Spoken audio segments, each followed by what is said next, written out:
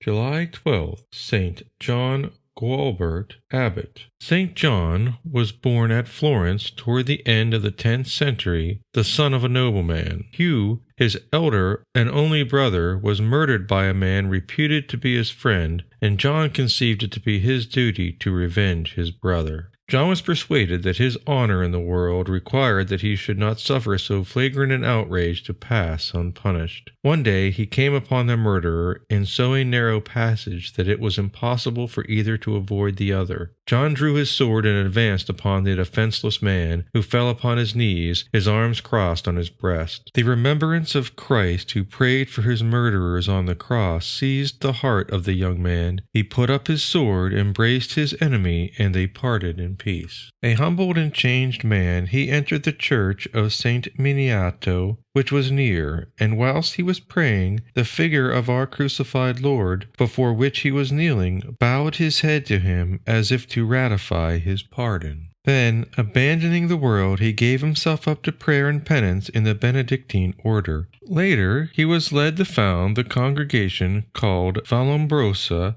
from the shady valley a few miles from Florence, where he established his first monastery. Once the enemies of the saint came to his convent of St. Salvi, plundered it and set it afire, and having treated the monks with ignominy, beat them and wounded them. St. John rejoiced. "Now," he said, "you are true monks. Would that I myself had had the honor of being with you when the soldiers came, that I might have had a share in the glory of your crowns." He fought manfully against simony, and in many ways promoted the interests of the faith in Italy. John died July 12th in the year 1073. Pope Celestine III enrolled him among the saints in the year 1193. The heroic act which merited for St. John Gualbert his conversion was the forgiveness of his enemy. Let us imitate him in this virtue, resolving never to revenge ourselves in deed, in word, or in thought.